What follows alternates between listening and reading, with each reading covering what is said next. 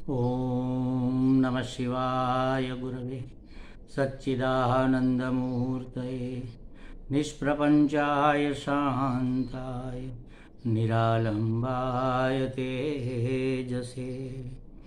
हरिओम प्रभु जी, आज के इस अध्यात्म परिषद में आप सबका स्वागत है। आज का प्रश्न मुंबई से पूनम भाटिया जी का है।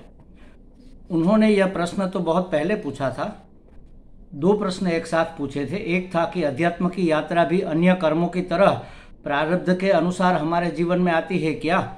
इसका उत्तर हमने गत 10 तारीख से पहले दे दिया था और 10 तारीख से हमारा गुजराती का कैंप शुरू हुआ था।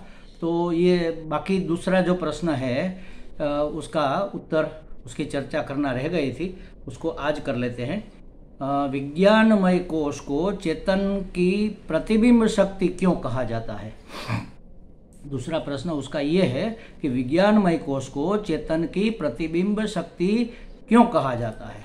अब देखो महाराज, 5 कोश हमारे शरीर में है। 5 कोश का मतलब कोई आवरण समझ लो, और वह आवरण भी स्थूल नहीं है, थोड़ा स्थूल से लेकर सूक्ष्म तक वह जाता है। और स्थूल कोश बाहर दिखता है और उसके अंदर अंदर अंदर भीतर भीतर भीतर माने कि सूक्ष्म, भीतर माने एक के अंदर दूसरा, ऐसा नहीं, लेकिन एक से और भी सूक्ष्म। जैसे समझो कि हमारा यह स्थूल शरीर है, तो सूक्ष्म शरीर स्थूल शरीर के भीतर है, माने कि ये इससे भी सूक्ष्म है।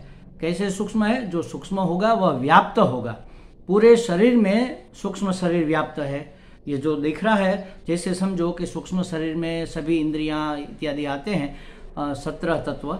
उसमें एक उदाहरण ले लो, जैसे कि समझो स्पर्शेंद्रिया। तो कहाँ पर है स्पर्शेंद्रिया?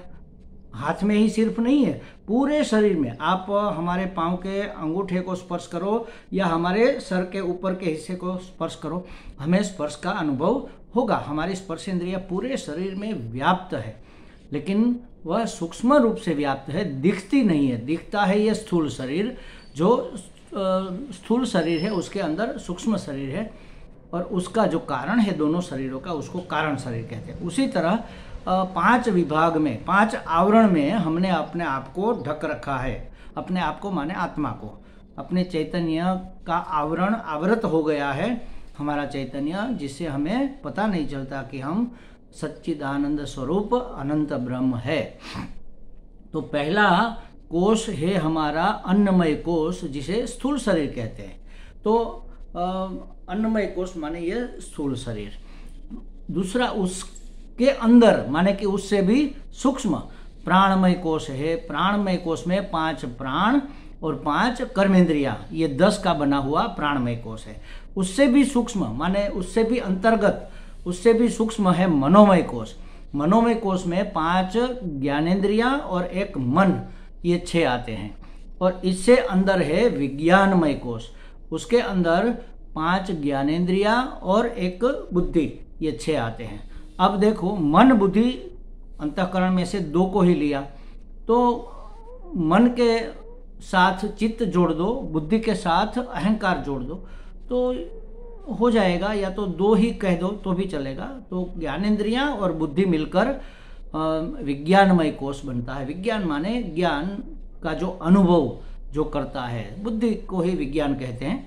तो विज्ञानमय कोश, और सबसे भीतर माने कि सबसे सूक्ष्म है आनंदमय कोश, कारण शरीर। अब ये जो कोश है वह वास्तव में क्या है? हमारे व्यक्तित्व के ये सब हिस्से हैं। जैसे रूप रंग, ये एक हमारा हिस्सा है, हमारी आकृति एक हमारा ये व्यक्तित्व है। ऊंचे है, बड़े है, लंबे है, गोरे है, नाटे है, छोटे है, मोटे है, ये सब हमारा अन्नमय कोश का व्यक्तित्व है। फिर प्राणमय कोश आता है, ये है हमारा क्रियाशील व्यक्तित्व।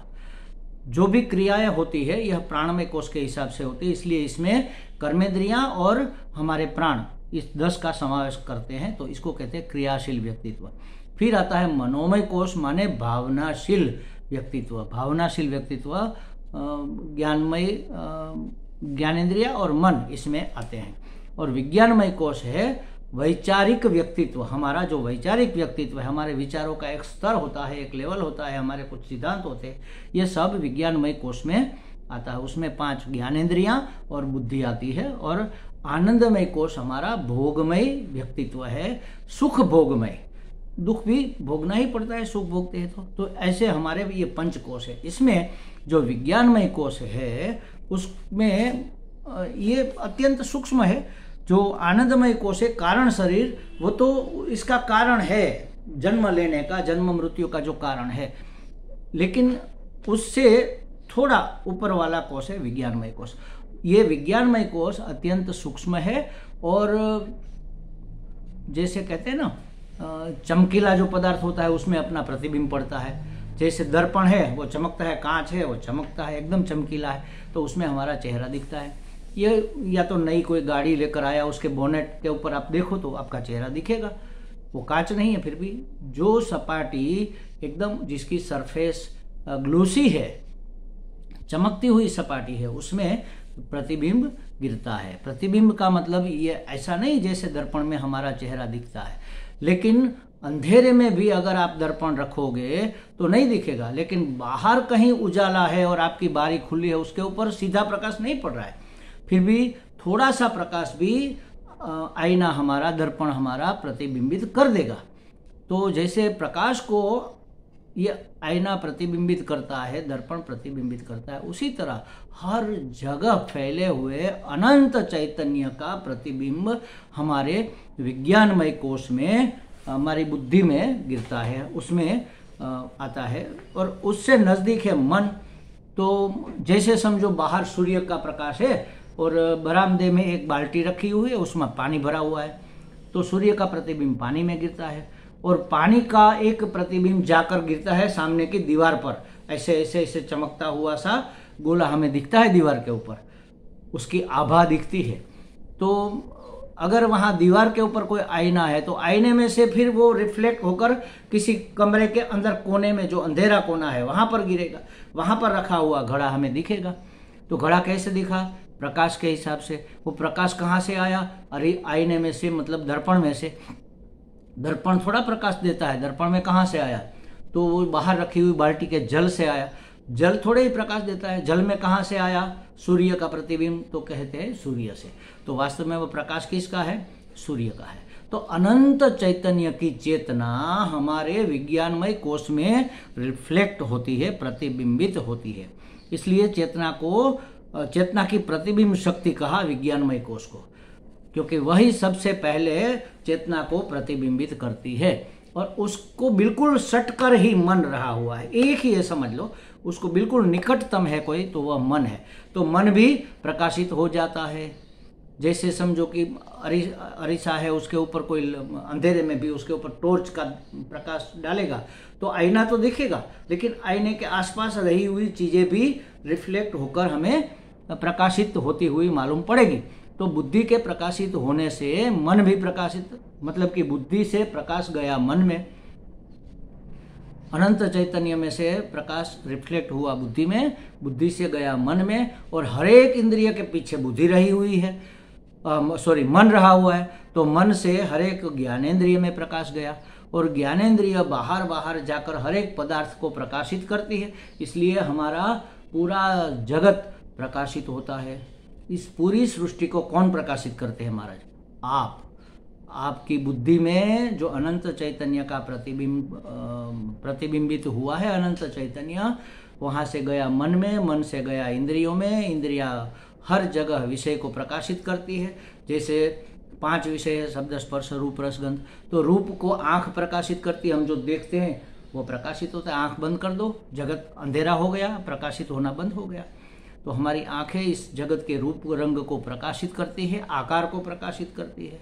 हमारी कर्णेंद्रियां इस जगत के शब्द को प्रकाशित करती है, पदार्थ के शब्द को प्रकाशित करती है। हमारी स्वादेंद्रियां पदार्थ के रस को, उसके स्वाद को प्रकाशित करती है, रसनेंद्रियां। हमारी घ्राणेंद्रियां इस जगत के पदार्थों के गंध को प्रकाशित करता है, और हमारी स्पर्शेंद्रियां इस जगत के स्पर्श को, ठंडा है, गर्म है, खुरदरा है, स्मूथ है, कैसा है, सॉफ्ट है या हार्ड है, ये सब हमारी स्पर्शेंद्रियां बताती है हम। मतलब कि मन से प्रकाश, चैतन्य का प्रकाश गया इंद्रियों में और इंद्रियों से पूरा जगत प्रकाशित हुआ। तो इसलिए सबसे पहले जहाँ प्रतिबिंबित हुई हमारी चेतना, अनंत चैतन्य जहाँ प्रतिबिंब हुआ, उस चेतना की प्रतिबिंब शक्ति विज्ञानमय कोश को कहा गया। इसका और कोई कारण नहीं है। प्रतिबिंबित सूक्ष्म सपाटी में ही किसी भी वस्तु का प्रतिबिंब पड़ता है। प्रतिबिंब का अर्थ जैसे अरिसा में, आईने में हमारा मुख दिखता है ऐसे नहीं, लेकिन प्रकाश जैसे प्रतिबिंब, मतलब प्रकाशित होता है, चैतन्य प्रकाशित होता है। मतलब प्रकाशित होने का मतलब है ज्ञान होता है, हमें ज्ञान होता है प्रकाशित होने से। अगर अंधेरे में पड़ा है कुछ तो हमें ज्ञान नहीं होगा। अगर प्रकाशित होगा तो हमारी इंद्रियां जाकर, हमारी इंद्रियों से चैतन्य का प्रकाश, जिसको चेतना कहते हैं, चेतना जाकर उस विषय को आवृत करती है। फिर मन उसका विषयीकरण करता है, अंदर ले आता है, मन उसको पहचानता है और उसके साथ व्यवहार होता है। ऐसे विज्ञानमय कोश को चेतना की प्रतिबिंब शक्ति कहा गया है। हमें लगता है पूनम जी को कुछ स्पष्टता हो गई होगी। हरि ओम।